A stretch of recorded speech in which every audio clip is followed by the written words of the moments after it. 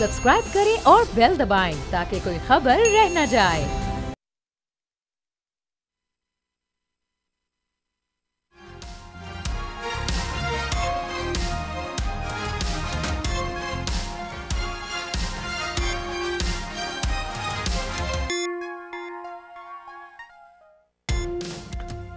नाज़रीन अस्सलाम वालेकुम। तब्दीली विद डॉक्टर दानिश के साथ हाजिर हैं।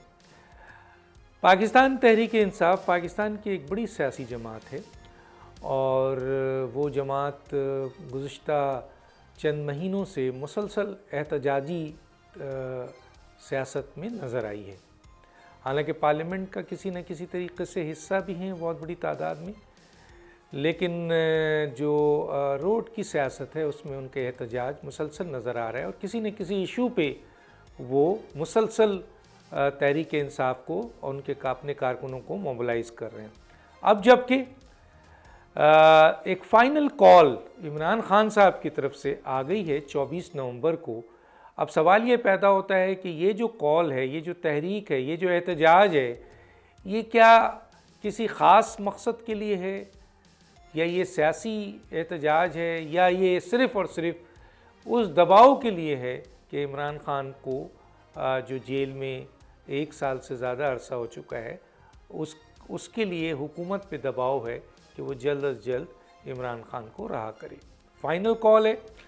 दूसरी तरफ देखने को ये आ रहा है कि हुकूमत जो बज़ाहिर बहुत मजबूत नज़र आ रही है, उसकी एक वजह यह है कि हुकूमत के साथ पूरी इस्टेब्लिशमेंट काफ़ी मजबूत खड़ी हुई नज़र आ रही है और दूसरी तरफ जो आला अदालतों से एक खौफ था हुकूमत को, वो 26वीं तरमीम के बाद अब तकरीबन ख़त्म हो चुका है।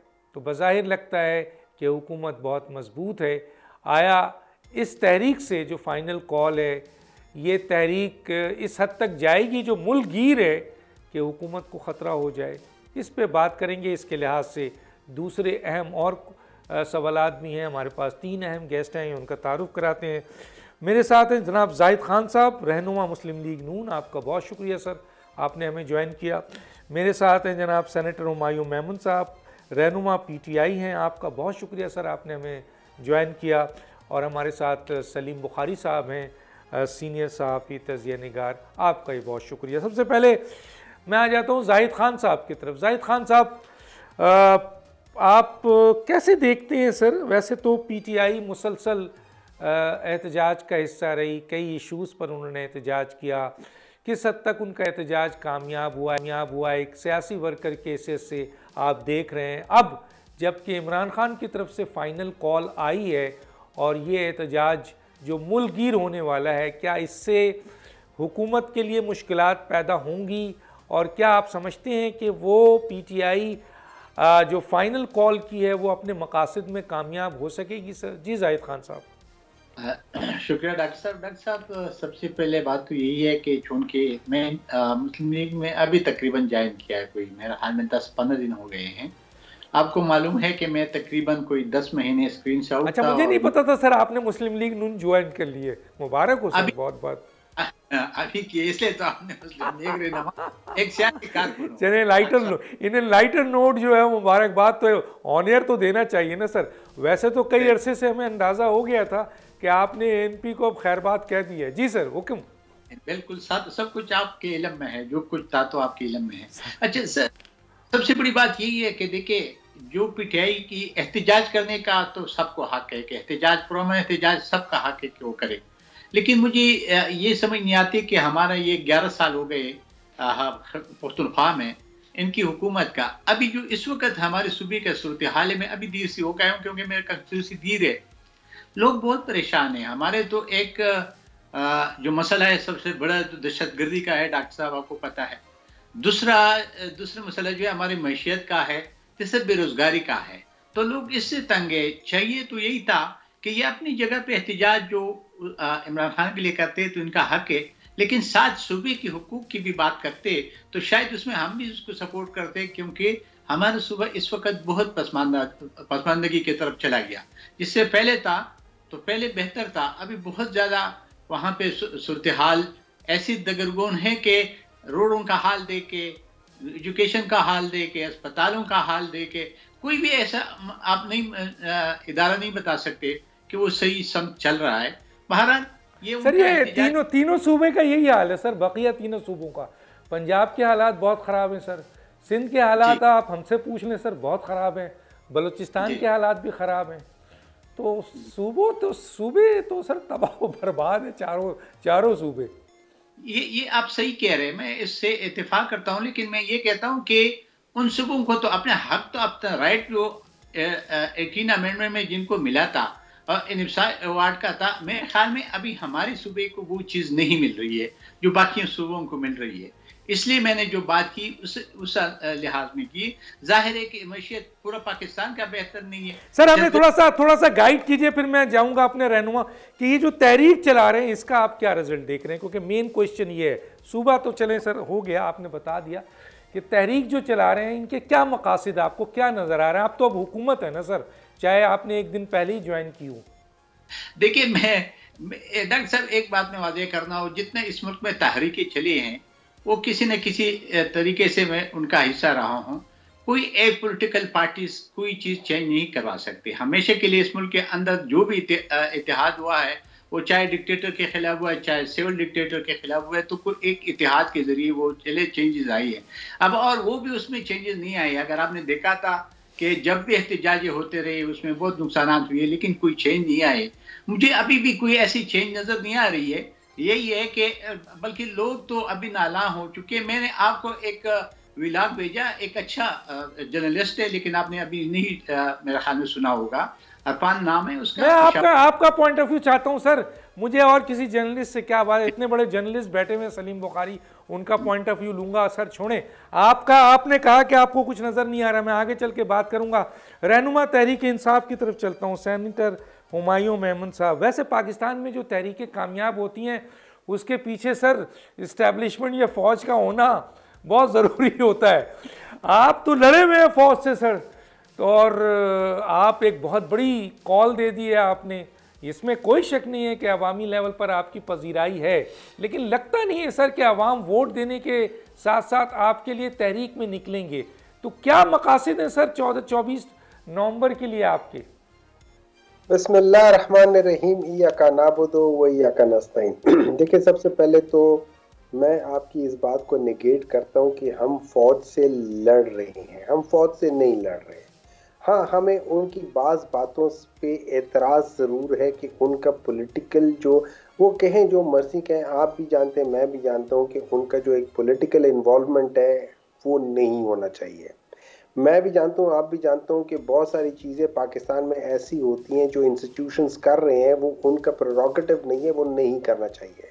अगर हम आइन के तहत नहीं चलेंगे तो जो मर्जी कर लें, ये मुल्क से ही नहीं चलेगा। So that is the basic fundamental position जो पाकिस्तान तहरीक इंसाफ का है कि हमने गलतियां की, हमने ज़रूर गलती की। क्या हमने वही गलतियां दोहराई थी जो इससे पहले हुई थी? हमने भी किसी हद तक वो दोहराई थी, लेकिन हमें बहुत जल्दी एहसास हो गया था, हमें 1 डेढ़ साल 2 साल में एहसास हो गया था कि वो है, और उसको जब बदलने की कोशिश कर रहे थे तो वहाँ से फॉल आउट शुरू हो गया।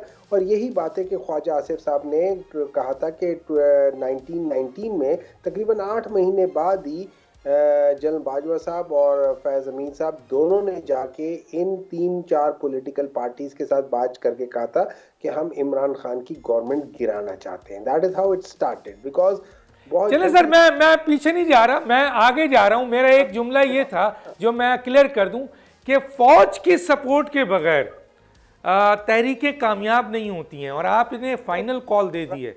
इसके ऊपर आ जाए। मैं अगेन इसकी भी इसको भी वो करता हूँ।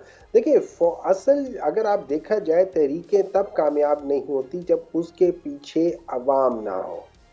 फौज के वो तहरीकें कामयाब नहीं होती, मतलब तहरीक कामयाब तब होती है अगर आप कहते हैं ना जो फौज के, वो तहरीक नहीं होती है, वो एक चेंज होती है। वो आप एक्टर्स को चेंज कर लेते हैं, लेकिन वो तहरीक नहीं होती है।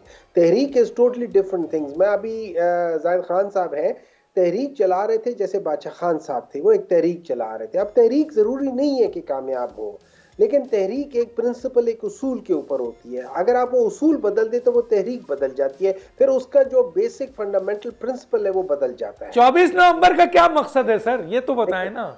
24 नवंबर के जो 4 फंडामेंटल पॉइंट्स है जिसके ऊपर इमरान खान ने कॉल दिए, वो एक ये है कि जो मैंडेट चुराया गया वो मैंडेट की वापसी हो। नंबर 2, जो कॉन्स्टिट्यूशन के अंदर जो 26वीं तरामीम के अंदर जो फंडामेंटल चेंजेस अगेंस्ट प्रिंसिपल जो आर्टिकल 8(2) के तहत की गई हैं या उसके खिलाफ की गई हैं उनको रिवर्स होना चाहिए। जो जुडिशरी, जैसे अभी आपने कहा कि अभी हुकूमत को अदालत से खौफ नहीं है, देखिए अदालत से खौफ होना चाहिए। अगर अदालत से खौफ ना हो तो इसका मतलब है फिर आप हर गलत काम कर सकते हैं। तो इसका मतलब ये हुआ कि वो बिल्कुल सही बात है जो हमारा तीसरा फंडामेंटल पॉइंट है कि जो जुडिशरी को अंडरमाइन कर दिया गया है, जिस तरीके से ये बेंच बना के अपने ही लोगों को बिठा दिया है जो कि उन्हीं के फैसलों को गलत आईनी गैर आईनी फैसलों को गैर आईनी बेंच जो है वो आईनी तरीके उसकी जो है ना इंटरप्रिटेशन अपने लिहाज से आईनी कर देगा। ये चीज जो है ना ये बहुत गलत है, इसके खिलाफ है। नंबर 2, वो सारे लोग जो कि गलत केसेस के ऊपर अंदर किए हुए हैं उसमें सिंपल से लोग हैं, आम से लोग हैं। अभी शेख रशीद साहब भी उनका रेफरेंस दे रहे थे और कह रहे थे कि बाज लोग, और आपको भी पता है मुझे भी पता है, पुलिस नंबर तो सर ये मुझे बताएं, चलें ये तो 4 एजेंडा आपने बता दिया, मैंने इमरान खान का भी सुना था, उन्होंने जो बात की है जेल में। लेकिन मुझे ये बताइए 24 नवंबर को फाइनल कॉल का मतलब क्या है सर? क्या मतलब क्या होगा? मुल्कगीर एहतजाज में आप निकलेंगे बाहर, अवाम यकीनन आपके साथ बहुत बड़ी तादाद में अवाम है, लेकिन क्या वो इस एहतजाज में बाहर आएगी? इमरान खान की मौजूदगी में जब बड़े बड़े जलसे किए, जब उन्होंने जेल भरो तहरीक की बात की, जब निकलने की बात की तो वो कामयाब नहीं हुई। अब आप समझते हैं 24 नवंबर को इस एजेंडे को पूरा करने के लिए आपने जो फाइनल कॉल दी है उसमें क्या होगा? ये ज़रा मुझे थोड़ा बता दें तो मैं सलीम बुखारी तरफ जाऊँ। दानिश साहब इस तरह है कि इंसान के इख्तियार में कोशिश है, कोशिश जोहद जो है ना वो कोशिश से है, उसमें आप अपनी कोशिश कर सकते हैं। उसकी कामयाबी नाकामी जो है ना वो अल्लाह के हाथ में। हम अपनी कोशिश कर सकते हैं, हम अपने दिल जान से कोशिश ये कर रहे हैं कि आखिरी का मतलब ये है कि हम एक कोशिश करेंगे कि ये जो 26वीं तरामीम और ये सारी गलत चीजें जो हुई सर वो करेंगे कैसे? चले मैं मान लेता हूँ सारी चीज गलत है, ये तो आप काफी जद्दोजहद कर रहे हैं पहले से, करेंगे क्या 24 तारीख को? बस जल्दी से बताएं, मैं बुखारी साहब की तरफ जाऊँ। सर आप मुझे बोलने देंगे तो मैं कह दूंगा ना। एक उसका ये होता है कि हम कोर्ट ऑफ लॉ में करें और या फिर पार्लियामेंट में करें, वो तो हमें पता है नहीं होने लगा। अब तीसरी चीज है आप अवाम को मोबिलाइज करें, क्योंकि असल चीज तो अवाम है, असल ताकत अवाम है। डेमोक्रेसी के जो बेसिक फंडामेंटल पावर है वो अवाम है। वो कहते हैं कि the power of people is more stronger than the people in power. Do you understand that thing? मैं बिल्कुल आपकी बात से एग्री करता हूं, आपने बिल्कुल सही कहा है। लेकिन अभी इमरान खान का बयान है इस मुल्क में जमहूरियत है ही नहीं, तो जब जमहूरियत ही नहीं है इस मुल्क में तो अवाम की ताकत और अवामी जमहूरियत का क्या होगा? मैं आता हूं जरा सलीम बुखारी साहब, मैं बुखारी साहब का पॉइंट ऑफ व्यू भी ले लूं। जी बुखारी साहब, 24 नवंबर फाइनल कॉल, तहरीक इंसाफ एक बड़ी ताकत है, ये उन्होंने बताया है, उनके सेनेटर ने 4 पॉइंट्स हैं जिसको लेके आ रहे हैं, आप क्या देखते हैं सर? बहुत शुक्रिया आपका डॉक्टर दानिश, आपने याद किया अपने प्रोग्राम में। मैं कोशिश करूंगा ऑब्जेक्टिवली सारी सूरत हाल जो है उसको आपके लिए सम अप कर दूं। पहली बात तो यह है कि जो इतनी बड़ी तहरीक की कॉल जब दी जाती है तो उससे पहले एक मोमेंटम बनता है, यानी साहब का जो कारकर्दगी होती है इस किस्म के जलसे जुलूस एहतजाज की, उसकी बुनियाद के ऊपर एक मोमेंटम बनता है। तो हमारे सामने 4 एहतजाज हैं। 2 मरतबा इस्लामाबाद के ऊपर जो चढ़ाई कह लीजिए आप उसको, उनके मुखालफिन तो चढ़ाई कहते हैं, हमला कहते हैं। 2 मरतबा पंजाब के ऊपर। पंजाब में बहुत सूरत हाल मेरे ख्याल से PTI की लीडरशिप के लिए परेशान कौन होनी चाहिए, इसलिए कि वहाँ का वर्कर जो है वो डिसग्रंटेड है, इसलिए कि 9 मई को जो कुछ हुआ था वो PTI की बड़ी ज़बरदस्त एक तहरीक थी। वो उसका नताइज क्या निकले उसको छोड़ दीजिए, लेकिन जिस तरीके से उन लोगों को डिसोन किया गया, पहले ये कहा गया पार्टी के लीडर की तरफ से, टॉप लीडर की तरफ से यानी बानी की तरफ से कि देखा आपने मुझे गिरफ़्तार किया, मेरे टाइगर्स ने क्या किया, अगर आप मुझे दोबारा गिरफ़्तार करेंगे तो इससे भी बुरा होगा। दूसरी तरफ जब उन्होंने देखा कि जब प्रेशर बढ़ा तो उन्होंने कहा कि ये तो हमारे लोग ही नहीं थे, और फिर यहाँ तक ही नहीं रहे, फिर बाद में उन्होंने कहा कि ये तो एजेंसियों के लोग थे। जब पार्टी के वर्कर्स को उसकी कारकर्दगी का ये सिला मिलता है, तो मैं मिसाल दूंगा पाकिस्तान पीपल्स पार्टी की, जो पंजाब की लार्जेस्ट पार्टी रही और 4 दफ़ा हुकूमत बनाने की तौफीक भी इसीलिए हुई कि पंजाब में उनको सपोर्ट मैसिव मिली थी। तो पंजाब का वर्कर अगर डिसग्रंटल है तो उसका नतीजा ये निकला कि 2 मरतबा जब गंडापुर साहब तशरीफ़ लेके आए यहाँ जलसा करने के लिए लाहौर में, तो पंजाब से जो पजीराई मिली वो आप सब के सामने है, उसमें किसी किस्म का कोई इबाम नहीं है।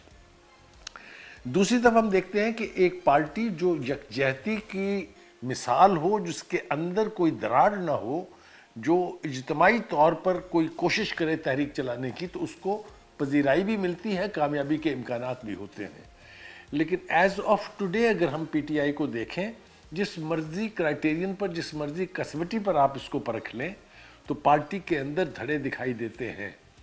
वो चाहे वकला हैं, वकला के भी 2 धड़े हैं, चाहे वो रूपोश लीडर हैं, चाहे वो एग्जिस्टिंग लीडरशिप है। जिस तरह भी आप देख लीजिए, बैठ के पीछे स्क्रीन के ऊपर नाराबाजी करना एक बात है, ग्राउंड में उतर के आके किसी को लीड करना, पंजाब को जब तक कोई लीड करने के लिए नहीं आएगा, यहाँ से पजीराई नहीं मिलेगी। और हर बार आप KPK से लोग, जिसके बारे में बहुत इल्ज़ाम है, कोई कहता है ये अफ़गानी थे, कोई कहता है दिहाड़ी दार थे, कोई कहता है सरकारी मुलाजमीन थे, सरकारी वसाइल थे, ये सब कुछ था। लेकिन ये पंजाब की सूरत हाल जब तक PTI के कंट्रोल में नहीं आएगी, किसी भी तहरीक का कामयाब होना मुश्किल है, एक बात। दूसरी बात यह है कि इस किस्म की हर सबका कार्रवाई में अदालतों की तरफ से हर किस्म की सहूलतकारी मिली, चाहे उसका ताल्लुक इजाज़तों से था, चाहे उसका ताल्लुक रसाई देने से था, चाहे उसका ताल्लुक फिलफौर 45 केसेस में ज़मानतें करने से था। ऐसे लगता है और लोग कह रहे हैं बवांगे दोहल कि अब अदालतों से उस सहूलतकारी का हुकूमत ने बेहतर एहतमाम कर लिया है। तो आप मुझे ये बताइए कि एक ऐसी तहरीक जिसके साथ न तो फ़ौज है, ना उसके साथ अदालतों से कहीं कोई रूल रियायत की गुंजाइश है, जिसके पंजाब जैसा सूबा जो है वहाँ पर उसकी पजीराई के ऊपर सवालिया निशान है, तो तहरीक की कामयाबी का अंदाज़ा लगाना बहुत मेरे ख्याल से क्या करें सलीम बुखारी साहब, क्या करें? एक और बात, लीडर एक आखिरी बात है कर्ज कर, यस सर, 1 साल से उनका लीडर जो है, एक आखिरी बात कह लूँ फिर उसके बाद, जी जी जी जी बोलें सर, बोलें। मैं एक आखिरी बात कह लूँ फिर उसके बाद आपके सवाल की तरफ आता हूँ। दूसरी बात यह है कि आपने जो सवाल उठाया था, जिसके ऊपर महमद साहब को एतराज़ था, और बिल्कुल शायद उनका एतराज़ ठीक भी हो, लेकिन हमें जो दिखाई देता है वो ये है कि तसलसल के साथ जब से बानी PTI जेल में गए तब से नहीं, बल्कि उसके बहुत पहले से, हुकूमत के गिरने के फ़ौरन बाद से उन्होंने कहा ये सियासी जमातों के लीडरशिप और सियासी जमातें चोर हैं। ख़ास तौर से नून लीग और पीपल्स पार्टी का हवाला दे के नाम लेके कहा गया, इनसे तो मैंने बात नहीं करनी है, मैं बात करूंगा सिर्फ मिलिट्री इस्टेब्लिशमेंट से। ये उनका स्टांस रहा है। कभी वो ख़त लिख रहे थे उनसे, कभी वो कह रहे हैं अपनी प्रेस कॉन्फ्रेंस में कि मैं इंतज़ार कर करके थक गया हूँ, इस्टेब्लिशमेंट मुझसे बात करने पर आमादा ही नहीं है। ये सारी जो रियलिटीज़ हैं ग्राउंड के ऊपर, इसको अगर आप देखें तो क्या होगा ये मैं प्रेडिक्ट तो नहीं कर सकता, लेकिन ख्वाहिश जो है वो एहतजाज करने के पस मंज़र में वो यही है कि ये रजीम जो है इस वक्त, इसको वो समझते हैं कि ये गैर कानूनी है, गैर आइनी है, इसकी छुट्टी होनी चाहिए, इसको घर भेजना चाहिए। लेकिन अगर किसी का ख्याल ये है कि हज़ारों की तादाद में वर्कर आके सिटिंग रजीम को उठा के बाहर फेंक देंगे उस रिवायती सपोर्ट के बगैर, तो मुझे ऐसा नहीं लगता। ना मैं आगे सर बात करूंगा आपसे, क्योंकि ब्रेक पे जाना है मुझे। ब्रेक पे जाएंगे नाज़रीन, और ब्रेक के बाद आकर फिर कुछ अहम सवालात हैं जो अपने मेहमानों के सामने रखेंगे। एक छोटा सा ब्रेक।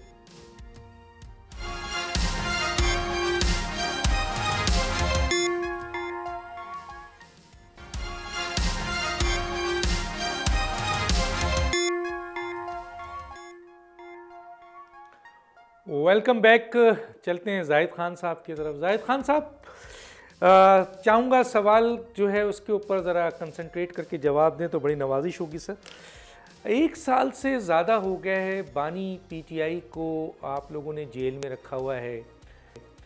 30 साल से ज़्यादा उनको सज़ा हुई अदालतों से, फिर अदालतों ने ही उन तमाम सज़ा को कलअदम करार दे दिया है सर। अब क्या मैं आपसे ये सवाल करूं, क्योंकि आप एक सियासी वर्कर हैं, कि इमरान खान एक सियासी कैदी हैं सर, और सियासत की नज़र हैं इस वक्त, और हुकूमत उनकी मकबूलियत से घबराई है, इसलिए उनको किसी सूरत में जेल से बाहर आने नहीं देना चाहती। सर क्या कहेंगे? देखिए डॉक्टर साहब, मकबूलियत के एक तराजू होती है और उसमें देखते हैं, मैं एक सियासी कारकुन हूँ इसलिए मैं आपको वही बात करूँगा। देखिए ये जो आपने 2-3 दफ़ा डॉक्टर साहब से बात की कि भाई फाइनल कॉल के क्या मतलब है, तो अगर आप हिस्ट्री देखिए जिसमें तहरीकें चली है वो आप 68 की तहरीक को देखे या फिर 77 की तहरीक को देखे पीने वाला, या फिर उसके बाद जितने भी इमारडी वाला तहरीक देखे, जो भी तहरीकें चली है उसका एक तरीक़ाकार होता है। मेरे ख्याल में इनके पास एक्सपीरियंस वाले लोग हैं नहीं। जमीन बुखारी साहब ने बहुत अच्छी बात की, जब जमीन को गर्म करते अवाम सड़कों पे आते और अवाम का तब्बा यार का पता चलता है कि देखिए 2-3-4 स्टेप होते हैं। अगर आप पहले जलसे करें, जुलूस करें, जलसे जुलूस के बाद अगर आपको पता है कि अवाम में जोश है और निकल आ रहा है और हो रहा है, तो फिर आप उसके लिए एक और कॉल देते हैं, शटर डाउन के देते हैं। फिर अगर शटर डाउन कामयाब होते हैं तो फिर आप पाए जाम के देते हैं। फिर पाए जाम के अगर कामयाब होते तो फिर आखिर में आप सेवन नाफरमानी की बात करते हैं। लेकिन आपने जो एक बात की थी उसमें फिर आता हूं कि इस मुल्क के अंदर अगर तहरीकें चलिए तो उसके एंड किस पे हुई। जैसे कि PNA का अगर तहरीक देखे तो उसके बाद मार्शल लग गई। अगर 68 में अयूब खान के खिलाफ देखे जब उस पर गोली चली तो तब भी उसको जनरल यहिया खान को बिठा दिया। इस तरह अगर आगे आप आते जाए, जब 58-2B थी तो हर सदर तलवार उठा के वज़ीर-ए-आज़म का सर काटते रहे। आपको याद होगा 90 में बेनज़ीर को हटाया, फिर 93 में नवाज शरीफ को हटाया, फिर 97 में जब 96 में फिर वो बेनज़ीर को हटाया, और फिर 97 में जब हमने वो रास्ता रुका क्योंकि 97 में सेनेटर था, हमने वो जो 52-2B का हमने जब खात्मा किया तो फिर उसके पास कोई रास्ता नहीं था। आपको पता है कि फिर मार्शल आ गया। अब मुझे आप बता दें कि उस मार्शल के खिलाफ भी एक तहरीक चली जिसका ARD जब नवाज़ाद नसरुल्लाह खान साहब थे, लेकिन वो भी उस तरीके से कामयाब नहीं हुआ था और फिर उसने खुद इलेक्शन कराए। तो इसका ये मतलब है कि जब आपकी एक तसलसल होता है हमेशा के लिए, जिस जदोजहद को आप कहते हैं कि हम अंजाम तक पहुंचाते, दो चीजें होती है। एक होते हैं आप इक़्तिदार के खातिर करते, एक होते हैं आप आवाम के लिए करते हैं। तो ये दोनों में फ़र्क होता है। अगर आप आवाम के लिए करते, आवाम के मसाइल को करते तो उसमें शायद लोग आते हैं। लेकिन अभी मुझे आप बता दें, जितने भी ये ऐलान हो गए PTI की तरफ से, कौन से में शटर डाउन हुआ, कौन से में आपका जो रोड्स ब्लॉक हो गए, कौन से में कोई और मसला हुआ, तो मेरे ख्याल में मुझे तो ऐसा कोई चीज़ नज़र नहीं आ रही। और मैं बात करने लगा था उस वक्त की, और जर्नलिस्ट की मैंने बात की, मैं अपनी बात कर रहा था क्योंकि मैं अभी गया था अपने सूबे में, तो हमारी देर से 2 MPs के 3 MPs यहाँ गिरफ्तार हुए थे इस्लामाबाद में, जब गंडापुर सब उनको छोड़ के चले गए थे। उनके साथ जो लड़की थे वो आए, वो कहते कि हमारे बाप के दो हम नहीं जाएंगे, हमें तो ये छोड़ के आ जाते हैं, लेके जाते हैं, फिर पूछते कोई नहीं है। तो इस वक्त इनका मुराल बहुत, जो वर्कर्स की मुराल है वो डाउन हो चुका है। आम पब्लिक नहीं है जी, आम पब्लिक की और बात होती है, वोट देना वोट लेना और चीज होती है, तहरीकें चलाना या तहरीकों से तब्दीली लाना। मेरे ख्याल में जो आपने बात की, इस मुल्क के अंदर जो भी तहरीक चली है उसके एंड कोई और निकला है, उससे कोई आवाम के मुफाद या आवाम के लिए कोई तहरीक। अच्छा जाहिद खान साहब, मैं बिल्कुल एक आखिरी सवाल वो पूछ रहा हूँ और फट उसका जवाब चाहिए, फिर मैं तहरीक इंसाफ साहब को पूरा मौका देता हूँ कि वो अपना पॉइंट ऑफ व्यू लाएं। मुझे ये बताइए कि इमरान खान एक सियासी कैदी हैं, आप समझते हैं सर? देखिए जी, हर बंदा जो होता है वो कहते हैं मैं सियासी कीदा हूँ। अभी अगर आप नवाज शरीफ को कह दे तो वो भी तो कहता कि मैं सियासी कीदा हूँ, लेकिन उसको सजा तो मिली थी ना। उसके बेगम उधर बीमार पड़ी हुई थी, वो इधर आया तो जेल के अंदर गया। भट्टू साहब को देखो, भट्टू साहब ने क्या जुर्म किया था, या हम लोग जो उस वक्त में जिस पार्टी में था वली खान बाबा का, उनका क्या कसूर था। लेकिन ये केसेस बनते हैं। मेरे पास टाइम कम है, मैं जरा सेनेटर साहब की तरफ आऊँ। सेनेटर साहब, एक खराबी तो उन्होंने आपकी, इमरान खान ने, मैं नहीं कहता, कई लोग कहते हैं कि इमरान खान के कई फैसले गलत साबित हुए माजी के, और ये 24 नवंबर का भी फैसला उनका कहा जा रहा है कि गलत होगा। और उसकी वजूहात में एक वजह तो अभी जाहिद खान ने दी है कि अगर आप एहतजाजी तहरीक की तरफ जा रहे थे और फाइनल कॉल की तरफ, तो स्टेप बाय स्टेप जाते तो काफ़ी बेहतर हालात होते। एक दूसरा सर, अगर आप एक अपोजिशन को भी अपने साथ मिलाते, एक ग्रैंड अपोजिशन इत्तेहाद के साथ ये तहरीक चलाते, तो इसमें आपको बहुत फ़ायदा भी हो सकता था। तीसरा ये है सर कि आप इस वक्त इंतज़ामी तौर पर इंतशार का शिकार हैं, काफ़ी ग्रुप्स बने हुए हैं, और दूसरी तरफ हुकूमत बहुत मजबूत है, फ़ौज उसके साथ खड़ी है, आला अदालतों से कोई ख़तरा नहीं है, तो टाइमिंग की भी गलती है, क्या कहेंगे सर? देखिए, मुझे वो एक वली खान साहब 1975 में मेरे ख्याल में उन्होंने एक तकरीर की थी, और उसमें उन्होंने जुल्फ़िकार अली भुट्टो साहब को कहा था कि आप जो काम कर रहे हैं, जिस तरीके से आप हम लोगों को या हमारे खिलाफ जो केसेस कर रहे हैं, या जैसे 5th और 6th अमेंडमेंट लेकर आ रहे हैं, और जो चीज़ें आप कर रहे हैं, ये चीज़ें किसी दिन आपके गले पड़ेंगी, और इसी चीज़ों की वजह से आपको बहुत ज़्यादा तकलीफ होगी। और फिर हमने देखा कि वही चीज़ें जो थी ना, वही जुल्फ़िकार अली भुट्टो साहब को ले डूबी थी। इनसे सारा जो सिस्टम होता है ना, वो सिस्टम गलत तरफ चलना शुरू हो जाता है, वो इम्बैलेंस हो जाता है, उसके अंदर जो जो एक बैलेंसिंग फैक्टर्स होते हैं वो चेंज हो जाता है, जो आपका सेंटर ऑफ ग्रेविटी है वो शिफ्ट हो जाता है। अच्छा, उस लिहाज से फिर हम लोग जो बाकी जिन चीज़ों को, जैसे हम लोग कहते हैं कि इस वक्त गवर्नमेंट मजबूत है, मैं समझता हूँ इस वक्त गवर्नमेंट अपनी सबसे कमज़ोर हालत में है। जो मजबूती आ रही है वो नॉन पॉलिटिकल फोर्सेस के हाथ में आ रही है, बिकॉज ऑफ हम लोगों की आपस की देखिए, हम आपस में हमेशा एक पॉलिटिकल राइवलरी रहेगी। दो, जैसे इंडिया और पाकिस्तान के दरमियान में मैचेस में हमेशा एक राइवलरी रहती है, लेकिन उसका ये मतलब कर देना कि जिस तरीके से इंडिया भी कर रहा है कि नहीं, हम लोगों ने इधर आके मैच ही नहीं खेलना, वो गलत होना शुरू हो जाता है। वो उस राइवलरी को जो एक पॉजिटिव फैक्टर आपको दे सकती है, आपकी राइवलरी जो है, जैसे ऑस्ट्रेलिया और इंग्लैंड के दरमियान की जो राइवलरी है क्रिकेट की, वो पॉजिटिव है। जो पाकिस्तान और इंडिया के दरमियान की क्रिकेट की राइवलरी है वो नेगेटिव है। इन दोनों का डिफरेंट जो आउटकम होता है वो डिफरेंट होता है। वहां पे अच्छे प्लेयर्स निकल रहे होते हैं, यहाँ पे आपके अंदर लड़ाई बढ़ती जाती है, यहाँ पे आपकी गेम से ज्यादा आपके अंदर एक नफरत पैदा होती है। ये गलत चीज है। पाकिस्तान के अंदर इस वक्त जो चीज जन्म ले रही है, जो इस वक्त चीज फल फूल रही है, आप उसका नाम ले या ना ले, वो नफरत है। पाकिस्तान के अंदर पॉजिटिविटी नहीं है।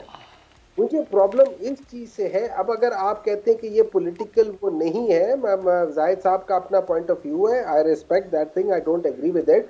इमरान खान के ऊपर कोई केस नहीं है। 200 केसेस कर देना और हर सारे किस्म के गलत केसेस कर देना, फिर उसको जस्टिफाई करना इस लिहाज से कि आप कहें कि जी पंजाब में तो हम लोगों ने अपने वर्कर्स को ओन ही नहीं किया। देखिए, आप एक दफा फिर कर रहे हैं, पंजाब में हमने वर्कर्स को, हमारे हर जगह पे वर्कर्स, हमारी लीडरशिप सबसे ज्यादा, हमारी लीडरशिप जेल के अंदर है, और पिछले काफी देर से विदाउट एनी सबूत वो उसके अंदर है। ठीक है, इसके बावजूद अगर आप देखा जाए हमारे टोटल वर्कर्स कितने और हमारे लीडर्स कितने, तो वर्कर टू लीडर रेशियो जो है वो हमारी बहुत कम है। हमारे लीडर्स ज्यादा रेशियो से है और वर्कर्स कम रेशियो से है, और उसके बावजूद हम उन वर्कर्स का भी वो कर रहे हैं। लेकिन इसमें कोई शक नहीं है कि जिस वक्त ये सारी चीजें हो रही थी, उसमें एक बहुत बड़ा फैक्टर वो non PTI workers, they were not PTI workers. और बाकी जो इन लोगों ने पकड़ के रखा हुआ है वो सिर्फ खानापुरी में, मैं उस जगह पे, मेरा जो जियो फेंसिंग थी वो उधर आ रही थी, आपने मुझे पकड़ के अंदर कर दिया, हालांकि I was not involved, I was there, I was at the scene of the crime, but I did not do any crime. ये चीजों को आप सामने रख के करें तो फिर आप देखिए, आप उस लिहाज से होते हैं। हमारा प्रॉब्लम ये है कि हम लोगों को हम पावरफुल पुश करने के लिए हम लोग गलत बयानी, और हम अपने जिस तरीके से हम एक चीज को बयान कर रहे होते हैं, हम उसको ट्विस्ट कर देते हैं। ठीक, ये छोटे से जो ट्विस्ट होता है ना, ये बहुत गलत बात होती है। ये हमारा इंटेलेक्चुअल डिसऑनेस्टी है। जरूरी नहीं है कि मैं पैसे लेकर, मैं चोरी करके वो करूं। मैं जब इंटेलेक्चुअली डिसऑनेस्ट हो जाता हूं ना, ये सबसे एक किस्म का जो क्राइम होता है, ये उनमें आता है। अच्छा सर, बिल्कुल 24 नवंबर के हिसाब से एक सवाल 24 नवंबर से कितनी उम्मीद है सर ऐसे हालात में कि आप आवाम को निकाल लेंगे और प्रेशर बिल्ड कर लेंगे जिस मकसद के लिए? कितने अफराद निकाल लेंगे आप पूरे मुल्क से? बस सर, ये सर 30 सेकंड आपके पास है। देखिए, मैं इसमें numbers are important but not that important. एक सर्टेन फैक्टर के बाद नंबर्स आर इम्पॉर्टेंट नहीं, लेकिन अगर हमारे हर जगह से निकल आते हैं। मेरे लिहाज से 1,00,000, 1.5 लाख, 2 लाख की जरूरत नहीं है। अगर 50-60 हजार बंदा भी निकल आता है और वो सड़क पे आ जाता है, that is a big number, that's a huge number. ठीक है। अच्छा सर सलीम बुखारी साहब, मैं सबसे पहले तो ये आता हूँ कि एक दफ़ा और कांग्रेस के जो मेंबरान हैं उन्होंने ख़त लिख दिया है प्रेसिडेंट को कि जनाब इमरान खान साहब को रहा करने के लिए जो है वो कार्रवाई की जाए। इसके ऊपर आपका तबसरा चाहूँगा। दूसरा, बुशरा बीबी सियासत में आ चुकी हैं, हालांकि इमरान खान उसकी नफ़ी कर रहे हैं, लेकिन जो उन्होंने आपके लीडर्स के जो मीटिंग को सुपरवाइज़ किया उसमें जो स्टेटमेंट आई है मुझ तक, वो मैं आपसे पूछना चाहूँगा। उन्होंने अपने MNA MPA को कहा है कि अगर किसी ने गिरफ्तारी दी तो वो पार्टी से बाहर, और अगर वो लोगों को लेके नहीं आए इतनी बड़ी तादाद में तो वो भी बाहर। ये भी एक पॉइंट है, इसको भी नोट कर लें। और तीसरा ये सर कि गार्डियन लिखता है और ये चीज़ें भी सामने थी कि फ़ौज किसी भी सूरत में इमरान खान से किसी भी लिहाज से टॉक्स करने को तैयार नहीं है। क्या कहेंगे सर? मैं कोशिश करूंगा जल्दी से आपके सवालों का जवाब देने की, लेकिन मुझे थोड़ी सी इजाज़त दीजिए कि जो कुछ अब तक कहा गया है उसके ऊपर मैं छोटा सा एक कमेंट कर लूँ। अगर ज़रूर। पहली बात तो ये है कि ये मेंबर साहब ने फरमाया कि फ़ौज के साथ उनकी लड़ाई नहीं है। ये बहुत ही मासूमाना सा दावा है, क्योंकि जिस फ़ौज ने PTI को ईवान इक़्तिदार तक पहुँचाया था उसके जर्नलों को इससे गलीज़ गाली नहीं दी जा सकती कि उनको मीर जाफ़र और मीर सादक कहा जाए और कहा जाए कि वो गद्दार हैं, या उन्हें न्यूट्रल का नाम दे के फिर जानवर कहा जाए। तो ये लड़ाई जो है ये कोई पोशीदा लड़ाई नहीं है, कोई इसके ऊपर कोई आपको रिसर्च करने की ज़रूरत नहीं है। मैं इसकी मज़ीद तफसील में जाना नहीं चाहता हूँ, मैं जल्दी जल्दी जवाब दे दूँ उनके। दूसरी बात यह है कि जो 24 नवंबर के एहतजाज का फ़ैसला है उसके ऊपर हम आप तो खैर क्या तबसरा करेंगे, खुद पार्टी के अंदर शदीद इख्तलाफात हैं और सरफेस किए हुए हैं। सोशल मीडिया उठा के देख लीजिए, नेशनल मीडिया उठा के देख लीजिएगा। मैं नामों के साथ स्टोरियाँ बताना नहीं चाहता, अखबारात में छपी हुई हैं। दूसरी बात यह कि सबसे बड़ा इशू ये है इस वक्त जो पार्टी के लिए परेशानी का बायस होना चाहिए कि who is leading the party outside Adiala jail. क्या वो बैरिस्टर गौहर उसके लीडर हैं? क्या बुशरा बीबी उसकी लीडर हैं? क्या अलीमा खान उसकी लीडर हैं? क्या बहुत सारे नाम जो हैं, ये सबसे बड़ा मसला है।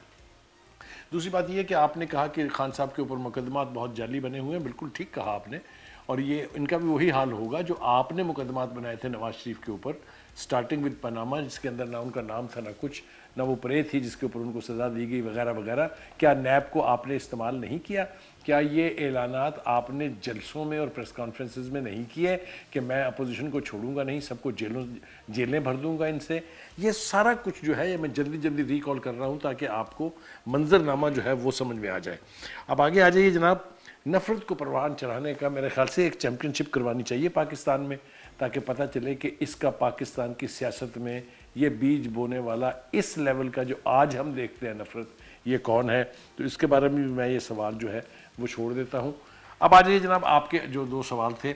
एक तो ये कि ख़त लिखने का मामला जो है ये सारी दुनिया के अंदर ये बात जानी जाती है कि कॉक्सेस बने हुए होते हैं, सेनेट के अंदर भी कांग्रेस के अंदर भी, जहाँ लॉबीज़ काम करती हैं, पैसे खर्च करते हैं, जिसके मर्ज़ी मुतालिक जो मर्ज़ी बयान करवा लें। और इसके बारे में जो मुखालिफ हैं PTI के वो ये कहते हैं कि ये gold Smith and company and India ये जो है ये दोनों इसके स्पॉन्सर्स हैं। ये ठीक है या नहीं है ये बात तो मैं फ़ैसला कर नहीं सकता हूँ, लेकिन मैंने आपको ये बताया है जो इस वक्त कहा जा रहा है। दूसरी बात यह है कि बुशरा बीबी का जो स्टेटमेंट है कि ये आप नहीं करेंगे तो आप पार्टी से बाहर हैं, ये नहीं करेंगे पार्टी से बाहर हैं। मैंने आज तक ज़िंदगी में बहुत से एहतजाज देखे हैं, उन सारी तहरीकों को रिपोर्ट किया हुआ है जिनका तज़किरा जाहिद खान साहब ने किया है, जिसका तज़किरा महमूद साहब ने किया। मैंने आज तक जो चीज़ें कभी नहीं सुनी, एक ये नहीं सुना कि जमहूरी माशरे जमहूरियत के लिए एहतजाज करने वाले सरों पर कफन बांध के निकले। ये मैंने पहली दफ़ा ये इस्तेलाह सुनी है। इसका मतलब ये है कि आप घर से चल ही रहे हैं लड़ने के लिए। दूसरी बात यह कि MNA MPS के बारे में तो लोग इल्ज़ाम लगाते हैं कि जी वो फलां पार्टी के लीडर ने अपने MNA से कहा कि इतने बंदे लेके निकलो। ये बयान पार्टी की लीडरशिप की तरफ से मेरे लिए बहुत हैरान कुन और मेरे तजर्बे में इजाफे का बायस है। हम किसी सूरत मुखालिफ नहीं है, ये हक है PTI का कि वो एहतजाज करे, लेकिन इसके लिए ग्राउंड रियलिटीज़ को सोचे बगैर, समझे बगैर अगर इस तरह का हतमी फ़ैसला कर लिया जाएगा तो मेरे ख्याल से नतीजे के लिए नहीं तो सर क्या करें, टाइम मेरे पास कम है। सवाल ये है कि फौज उनसे बात करने को तैयार नहीं है। अदालतों में जो उनकी उम्मीद थी इमरान खान की वो सब खत्म हो चुकी है। तो और 190 मिलियंस का केस और तोशा खाना और 9 मई जो है वो मजीद तेजी से इस्टेब्लिश होने, तो करें तो क्या करें सर? 1 मिनट है सर। क्या सी पार्टी आपने आपस में डायलॉग? जी सलीम बुखारी साहब 1 मिनट है, क्या करें तो क्या करें आप बताइए। जी मेरी गुजारिश ये है कि जो आपने खुद ही कह दिया, आपके सवाल में जवाब छुपा हुआ है। अगर आपके साथ एस्टेब्लिशमेंट भी नहीं है, मैं की क़यादत जानबूझ के नहीं कह रहा हूँ, आपके साथ अदालतों की चलिए सहूलतकारी ना कहिए, अदालतों की तरफ से आपको कोई ज़्यादा उम्मीद भी अब नहीं है क्योंकि ग्राउंड रियलिटीज़ बदल गई हैं, तो फिर किसी तहरीक का ऐसी सूरत में कामयाब होना जिसका हालिया ट्रैक रिकॉर्ड ये हो कि दोनों दफ़ा का इस्लामाबाद का मार्च और दोनों दफ़ा का लाहौर का मार्च जो है वो उस कामयाबी से हमकिनार ना हुआ हो जो सोची गई थी। उसके बाद ये तवक्को रखना कि ये रजीम चेंज या किसी को घर भेजने में कामयाब हो जाएगी, मुझे ऐसा दिखाई बहुत ही मुश्किल नज़र आता है। तीनों का बहुत शुक्रिया। वक्त ख़त्म हुआ चाहता है। डॉक्टर दानिश को इजाज़त दीजिए। अल्लाह हाफिज़।